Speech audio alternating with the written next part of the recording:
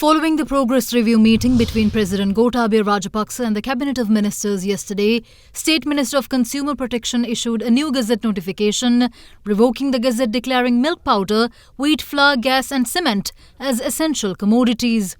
Following the move, Chairman of the Consumer Affairs Authority, Major General Shant Dissanayake, issued a new Gazette notification nullifying the maximum retail price for the said commodities.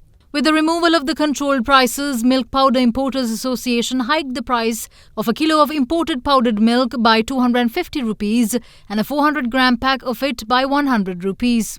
As per the new prices, a kilo of imported milk powder is sold at 1,195 rupees, while a 400-gram pack will retail at 480 rupees. Meanwhile, the Sri Lanka Cement Corporation has decided to up the price of a bag of cement by 93 rupees, meaning it will now cost 1,098 rupees. As for wheat flour and gas, the new prices are yet to be determined.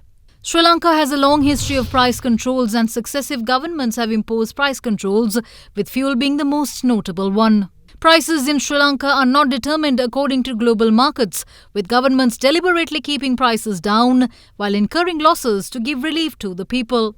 Price controls have its positives and negatives, but in any case, an expert view is that there is no room for price controls in an economy.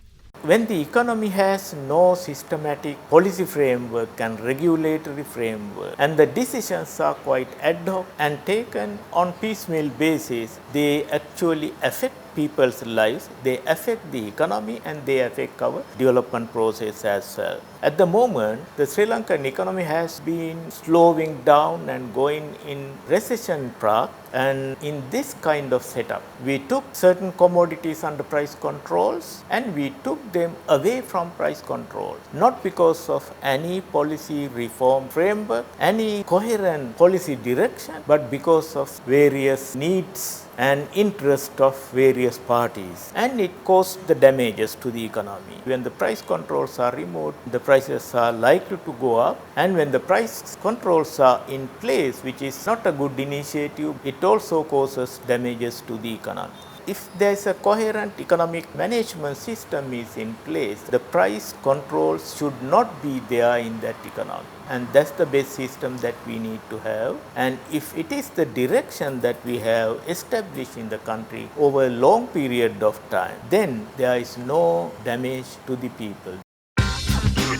Pocket එකට fit වෙන new Axe Ticket perfume.